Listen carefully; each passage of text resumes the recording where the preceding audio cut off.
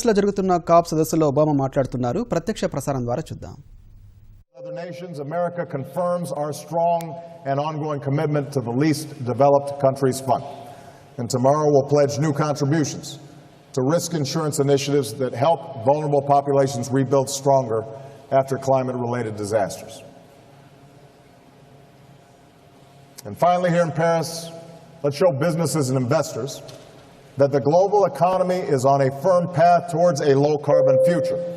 If we put the right rules and incentives in place, we'll unleash the creative power of our best scientists and engineers and entrepreneurs to deploy clean energy technologies and the new jobs and new opportunities that they create all around the world. There are hundreds of billions of dollars ready to deploy to countries around the world if they get the signal that we mean business this time.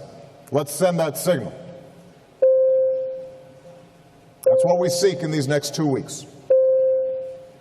Not simply an agreement to roll back the pollution we put into our skies, but an agreement that helps us lift people from poverty without condemning the next generation to a planet that's beyond its capacity to repair. Here in Paris, we can show the world what is possible when we come together, united in common effort and by a common purpose. And let there be no doubt, the next generation is watching what we do. Just over a week ago, I was in Malaysia, where I held a town hall with young people. And the first question I received was from a young Indonesian woman.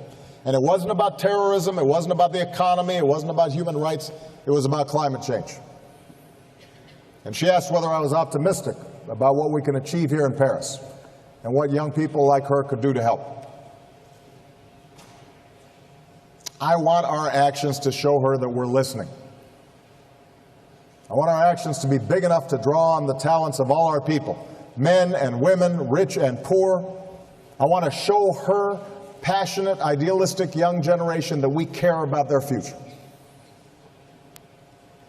For I believe, in the words of Dr. Martin Luther King Jr., that there is such a thing as being too late.